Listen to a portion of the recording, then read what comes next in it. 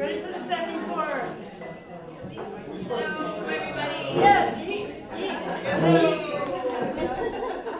So, at Verb Productions here, Kathy Flord, and we have several programs. It took me several years to realize that the umbrella is Theater for Health and Wellness Education, and very wonderfully, the University of New England thought that was a brilliant idea, and we have moved from back in the day when it was in my living room to a small office to, we live now at the University of New England and actually have a dental plan. Thank you very much. So, we should pump it in.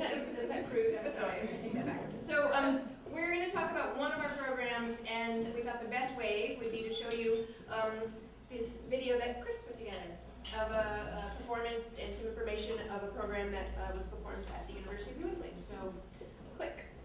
You're ready, Rachel.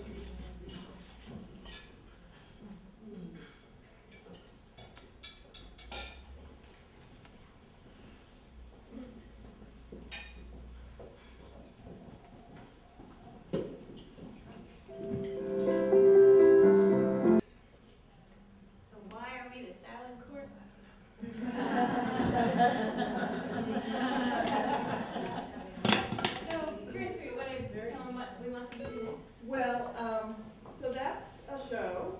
That's a synopsis. And we provided, before we started, everybody with a card with a question on it. And it's not because we don't think that you can't come up with your own questions, because we know that you can. But we spend a lot of time thinking about our audience. When an actor gets up to do this show, they're looking at an auditorium of perhaps 500 people who know that this is not going to be any fun.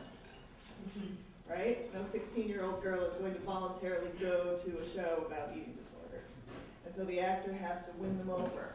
But the questions that we get repeatedly, which are represented on the cards, some of which you have there, are what drive us to make sure that we get it in front of people, because it's effective once they've seen it and once they've participated in the post-show discussion and they've met their local resources. So if you have a problem next week or next month or 4 years from now, you've met someone in your community who can help you, who shops in your grocery store, who knows the answers to questions you might have. So we thought, rather than us talking more, if anybody felt like reading their question out loud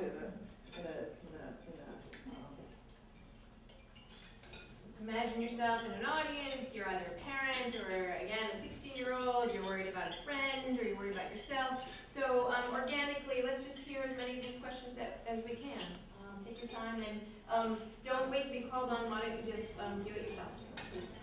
Hello, Marty. Did we teach her that in order to be worth anything, what matters are her looks, her body, instead of her mind and her love? If I tell and no one does anything, will I lose my friend forever? Is it possible to eat and purge $250 worth of food every night? Did his father push him too hard? My friend is starving himself. What do I do now? I think I'm ready to get help. Do you have time to talk with me? Why doesn't anybody else see he's got a problem? Have I got horrible parents? Why do I have to have a problem before anyone cares that I exist? Don't you think if there were something simple to be done to fix it all, his father and I would have tried it already?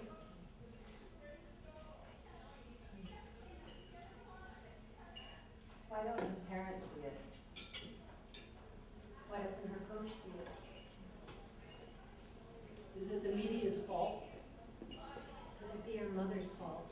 Do you think I'm just trying to get attention? Do you think I was abused? What signs should I be looking for in my child?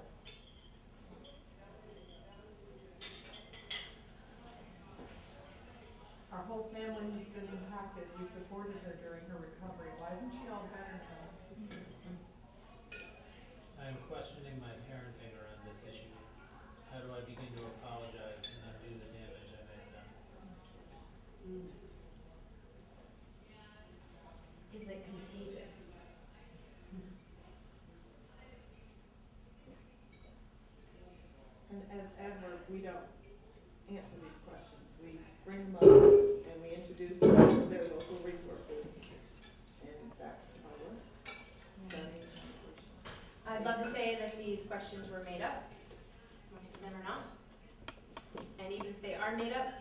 essence of what was real, what was told to us.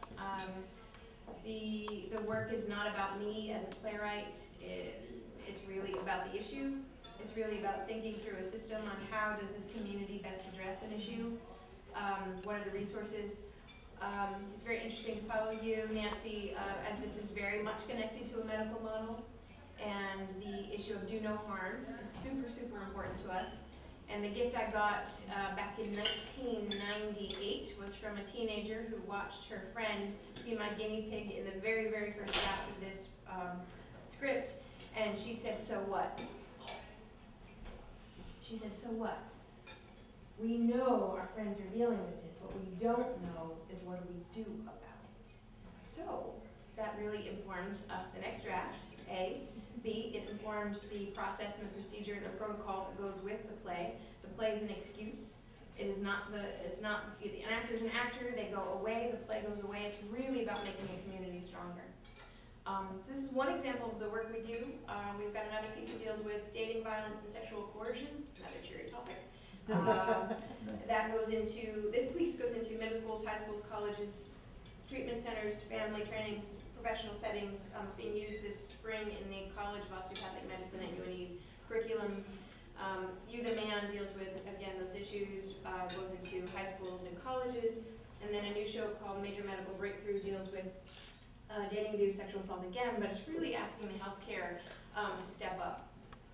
Step up. It's important. There's science behind the why you need to deal with this. Get over your own stuff about it, whether it's your own history with it or your lack of history with it, your assumptions, whatever it is, deal with it because it is very critical to, how you manage it is very, very critical to the lives of your patients. That's all professionally acted work by professional actors. And over here we've got our new book, which is it's created by youth, written by youth. There are performance pieces that deal with cultivating allies for LGBTQ youth. First half would be performance pieces, poetry, monologues, plays. Second half would be an activist guide, how to push all the buttons and not get in trouble kind of thing. So hopefully that gives you a few things to talk about. Thank you for asking those questions. Yeah, I hadn't anticipated how moving that would be. Yeah, it was great. It was. Thank you. Thank you, guys.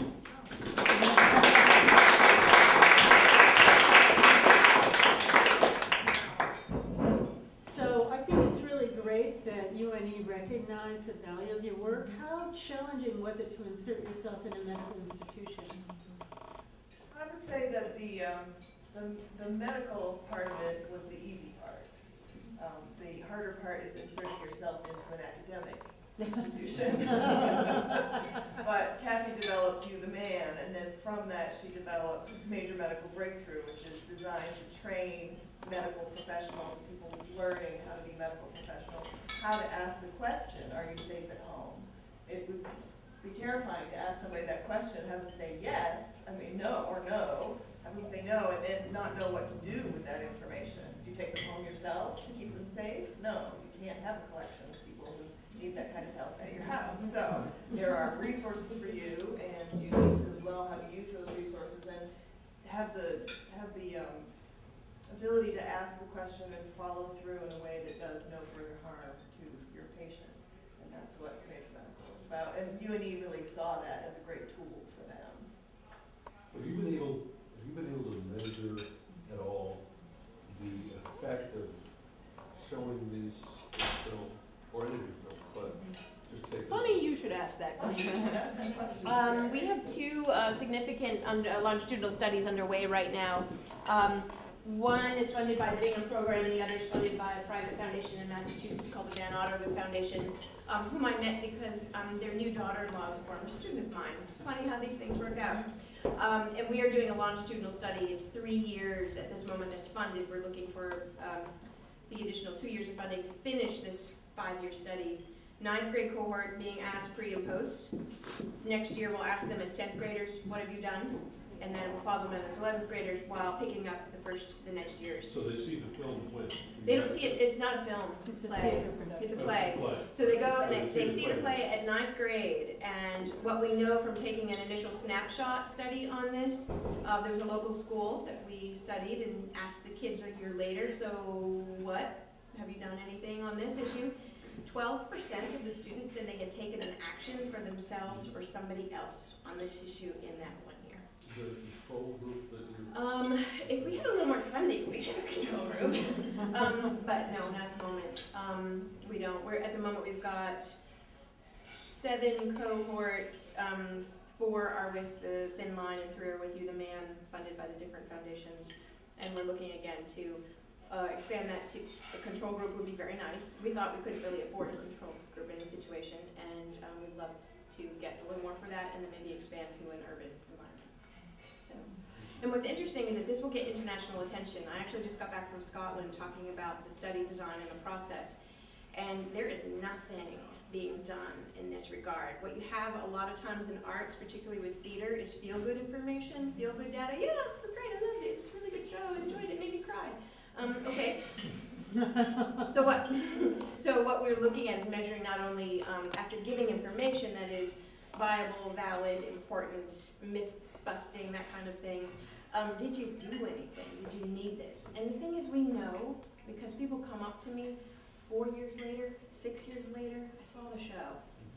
I realized I was in your play, and I realized I had to leave my relationship now. You know, you can't really argue with that. So we have those stories, but we don't have numbers. And so when we get numbers, I'm sure, you know, Verizon is going to step up and like give us a whole bunch of money to get into schools. So, you know anybody at Verizon, please let me know, because their application is a bear.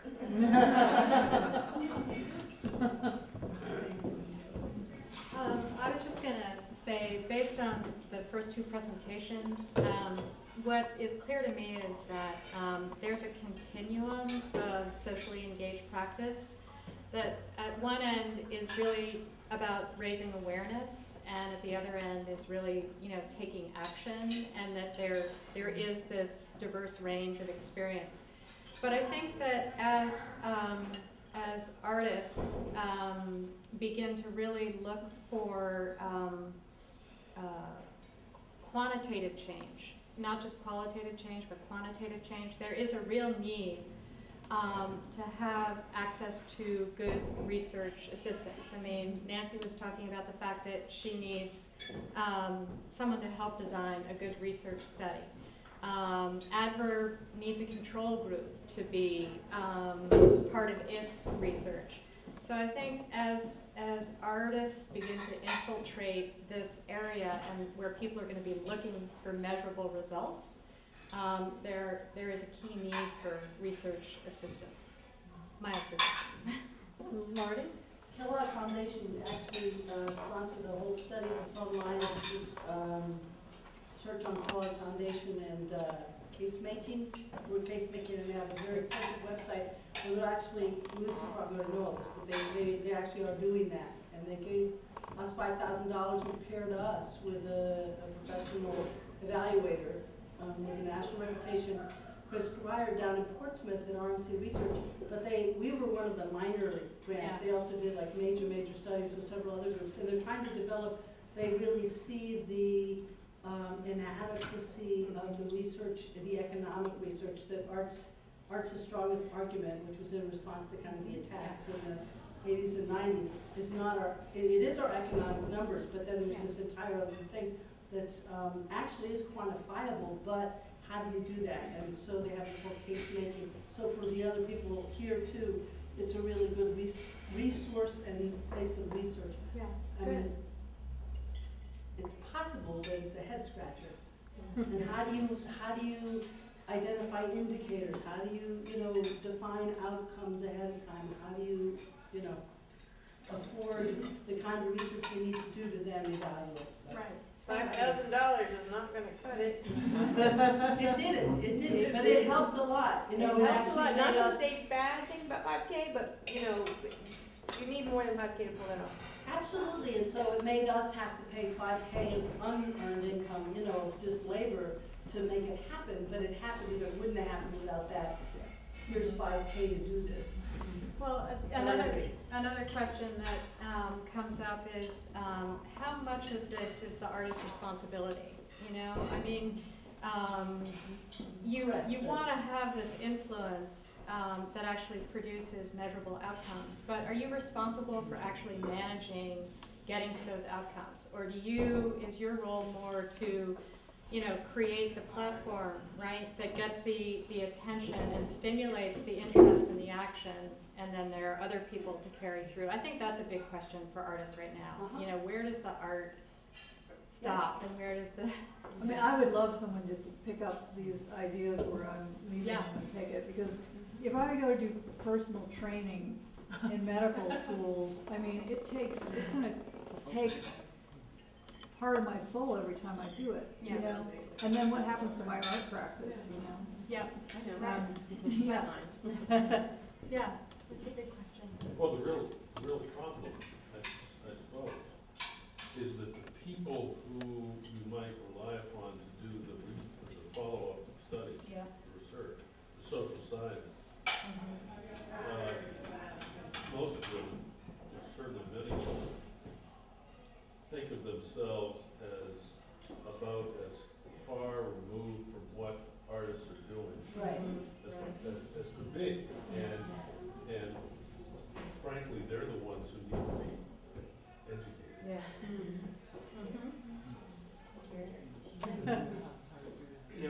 This whole process, I think, really gets described as a continuum. And I think the big first step is this raising of awareness, the enlightenment, and artists are particularly well positioned to make that catalytic first step. But then it's sort of forcing the examination of conscience in the other players along the continuum, including those somewhat disengaged research folks who basically understand that the issues of eating disorders, the issues of PSTD in community, in society, all these things, with attention, with education, and proper analysis and information can be changed over time.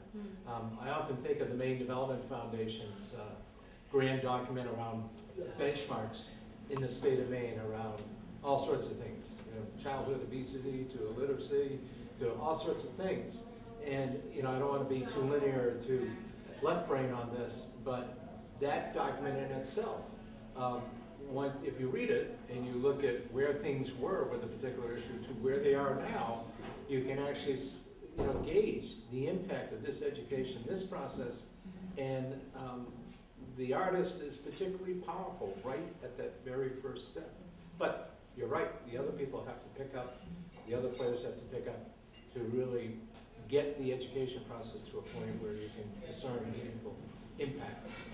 And there's an ethical juncture in that space as well for that artist. What does it mean to talk about sexual assault in an audience of non-willing, non-volunteering students who are perhaps sitting next to their perpetrator? What does it mean to raise that question, to raise that issue, and to think through, okay, how are you going to do this? And what is the package, the container, the structure in which you do this in a way that does them no further harm? Well, I'm a part-time performance artist, and that to me sounds like the ultimate performance artist challenge. How do you do that, recognizing the diverse elements in the audience? How do you make it work so you basically force an examination of conscience with the perpetrator, in addition to the victim being able to have the courage to take the process a bit further? And getting those two outcomes, it's got to be tricky. But that's when it gets fun. Well, you're also talking about schools which are in loco parentis for their minority-age children, and whose parents, some of whom may be all in favor of this education, and some of whom may be greatly antagonized by it. So it raises not only ethical but potentially legal issues. That's very, very heavy duty stuff. We have insurance. FYI, we do have insurance. Not to make light of it by any means. I mean, it's just, I'm going to ask one artist from each artist team to switch places for this course, please.